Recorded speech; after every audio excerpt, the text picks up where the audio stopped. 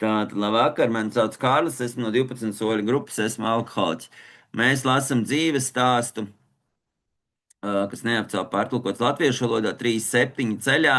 Šodien 13. jūlijas, esmu Latvijā, sapulces notiek pēc Latvijas laika 8, no 8 līdz 9 online, pēc Latvijas laika. Un šeit ļoti foršs fragments, kur viņš stāsta par 9. soli.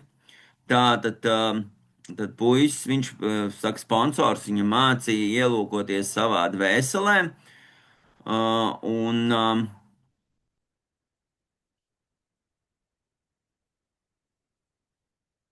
ielūkoties savā dvēselē, tātad ielūgt savā dzīvē augstāko spēku un tiekties pēc citu palīdzības.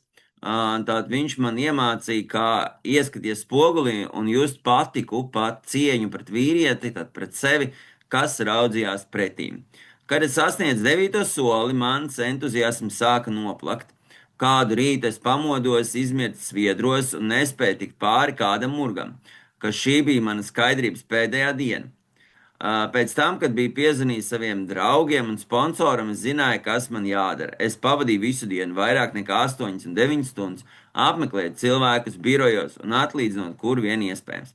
Daži bija priecīgi mani redzēt. Viena sieviete izsauca policiju, kad viņi izrādījās, ka policists arī ir anonīma alkohola biedrs, un viņš pārliecināja šo sievieti nesūdzēt mani tiesā. Es pat uzskrēju virsū kādam, kuru biju uzskatījis par mirušu, tā kā es aizvedu šo mirušo puisi pusdienās un atlīdzināju arī viņam nodarīto. Pirmo reizi man likās, un es jūtos tā, it kā es būtu anonīma alkohola biedrs, par ko dalīties sapulcē. Kad bija ieguvuši 4 gadu skaidrību, es nolēmu aizceļot uz savu dzimto pilsētu.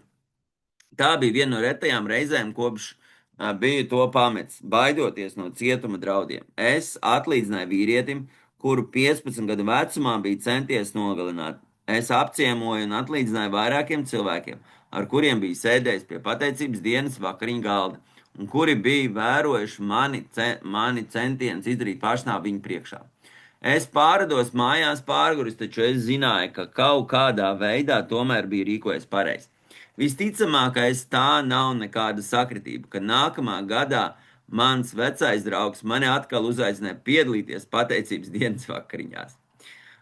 Anīma alkohoļi un atvesļošanas soļi man parādīja, kā palūkoties uz notikumiem no cita skatu punkta. Tagad es varu saprast, ka dažas lietas, kas agrāk likās kā šausmīgas nelaimes, pārvēršas par svētību. Tajā kategorijā noteikti ietilpst arī mans alkoholisms. Šodien es esmu patiesi pateicīgs alkoholiķis. Pagātnē es nenožēloju, taču arī neaizmirstu. Notikumi, kas man kādreiz lika justies apkaunotam un pazemotam, tagad man ļauj dalīties ar citiem, kā kļūt par cilvēces rasi nodrīgu locekli. Mana fiziskā invaliditāte nav mainījusi šo attieksmi, drīzāk tā to ir pastiprinājusi. Pirms ilga laika es iemācījos, ka, lai cik nērti es justos fiziski, es jūtos labāk, izkāpjot no sevis un palīdzot kādam citam. Tas man ir arī palīdzējis iemācīties, kā pasmēties par sevi, kā neuztvert sevi pārāk nopietni. Es apzinos, ka neesmu vienīgais cilvēks zemes virsū, kam ir problēmas. Vispārīgās kalpošanas un anonīma alkohoļa pieredze man parādīja, cik plaša un dažāda ir šī programma.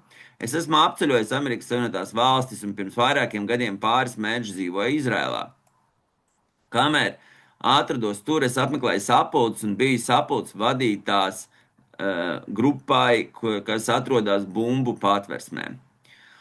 Gluži kā visiem citiem, man ir labas dienas un sliktas dienas, taču pretēji manai dzeršanas laika attieksmē es reti, kad baidos no tā, kas ar mani šodien varētu notikt. Man ir bijusi iespēja pieredzēt mana tēva ienākšanu anonīma alkohoļos. Mēs kopā esam apmeklējuši daudz konvencijas, un pēdējā gada laikā esmu dalījušies viens ar otru vairāk nekā jebkad iepriekš. Es domāju, ka mēs abi esam mierā ar savu pagātnes un jūtamies ērti tagadnē. Pēdējos gados esmu atgriezies skolā un uzsācis jaunu karjeru. Braukādams apkārt ratiņkrēslā, esmu pārsteigts atzīt, ka patiešām nespēju iztauties dzīvi citādāk, nekā tā ir bijusi, un es esmu mierā ar to. Anī malkojot atvesaļošanos un skaidrības rīkus, es varu izmantot visās savās dzīves jomās. Un viss, kas man ir nepieciešams, ir vēlēšanās darīt to, kas ir manā priekšā. Esmu pateicīgs, ka tādam dzērājam kā man paveicās palikt dzīvam gana ilgi, lai atrastu anīmos alkoholiķus.